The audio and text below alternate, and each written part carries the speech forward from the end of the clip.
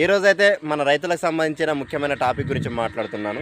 దయచేసి ఈ వీడియో మాత్రం రాజకీయ కోణంలో మాత్రం చూడకండి. నేను ఏ రాజకీయ పార్టీకి అతీతం కాదు, దేనికి అభిమానం కాదు. ముఖ్యంగా నేను ఒక రైతు బిడ్డను, ఒక రైతుగా ఆలోచించి నేను చెప్తున్నాను. దీన్ని మళ్ళీ రాజకీయ కోణంగా అయితే ఆలోచించకండి. ఎందుకంటే ఇవాళ ఒక పార్టీలో ఉన్న నాయకుడు ఇంకో పార్టీలో ఎమ్మట కండవ మార్చుకొని జై అంటున్నాడు. మనమేమో ఎప్పటికి ఇట్టే ఉంటున్నాం కాబట్టి మనలో మన గొడవలొద్దు, మనం జెన్యూన్గా మాట్లాడుకుందాం. ఏంటంటే ప్రస్తుతానికి రాష్ట్రంలో, దేశంలో ఎట్లుందంటే జీఎస్టీ ధరలు తగ్గినాయి, పండగ చేసుకోండి అని స్టేట్మెంట్లు ఇస్తున్నారు. కానీ ఎవరికి పండగ, ఎవరికి లాభం, ఎవరికి నష్టం నాకైతే అర్థం కాలేదు.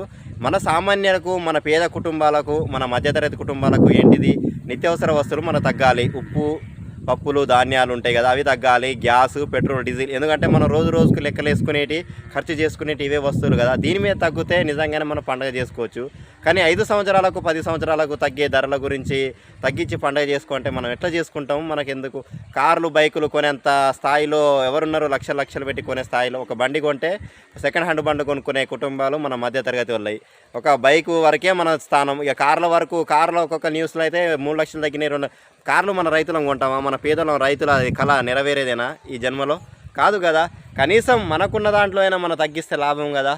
ఆ కార్లు తగ్గించినాయి అంటున్నారు, ఫ్రిడ్జులు, ఏసీలు ఇవన్నీ మనం వాడుకునేటియేనా? మనకు అసలు సంబంధం ఉన్నదేనా? మనం కొంటే ఒకవేళ 10,000 లోపు కొంటే అది 5 సంవత్సరాలు 10 సంవత్సరాలు దగ్గర 15-20 సంవత్సరాలు ఉంటాయి మన వస్తువులు కొంటే. ఎందుకంటే రిపేర్ అయితే దాన్నే చేయించుకుంటాం, కానీ కొత్త కొనేంత ఆలోచన ఉండదు. ఇది మీరు తగ్గించింది కూడా ఏంది, డబ్బున్నోళ్ళకు, మంచిగా ధనికులకి లాభం చేసేది. ఎందుకంటే వాళ్ళకు ఒక 2 సంవత్సరాలు వాడితే అది వద్దని ఇంకోటి కొంటూనే ఉంటారు. అలాంటి వరకు తగ్గించినట్టుంది, కానీ మన సామాన్య పేదలుగా తగ్గినట్టు నాకు అనిపించలేదు. దయచేసి ఇది మీరందరూ మన పేదలు, మధ్యతరగతి ఆలోచిస్తారని నేను వీడియో చేస్తున్నాను. ఎందుకంటే న్యూస్లలో చూస్తున్నాను కదా నేను కూడా, అది తగ్గించారు, ఇంత తగ్గింది, కారణం 3 లక్షలు, బైకులు 1,50,000, ఇవన్నీ కాదు కదా. మన సామాన్యుల పేదలకు ఆహార భద్రత ప్లస్ కావాల్సింది ఏంది, ఆరోగ్యం విషయంలో ఏమైనా మందులు కొనాలన్నా అదొకటి.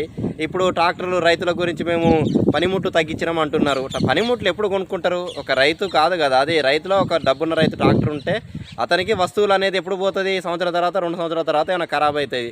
నిత్యావసరంగా పోయేది కాదు కదా. నిజంగా మీకు మా రైతుల మీద, నిత్యావసర ధరలు తగ్గించి మధ్యతరగతి వాళ్ళ కుటుంబాల మీద, మా పేదల మీద మీకు ప్రేమ ఉంటే, నిజంగా మీ గుండె మీద చేసుకుని ప్రేమ ఉంటే మాకు ఒకటే చేయండి, నిత్యావసర వస్తువుల ధరలు తగ్గించండి. గ్యాస్, పెట్రోల్, డీజిల్ అలా తగ్గించండి. తగ్గకుండా పర్లేదు, పెంచకండి భవిష్యత్తులో, అట్లయినా పర్లేదు. కానీ మమ్మల్ని మాత్రం ఇంకా ఇబ్బంది పెట్టి జీఎస్టీ తగ్గించమని చెప్పుడు చేయకండి. అలాగే రైతుల గురించి మీకు ప్రేమ ఉంటే సకాలంలో మాకు ఎరువులు అందించండి. నకిలీ విత్తనాల నష్టం లేకుండా చేయండి. రైతులకు కనీసం మద్దతు ధర ఇవ్వండి. అలాగే రైతులు ఏమైనా సరుకులు అమ్మాలంటే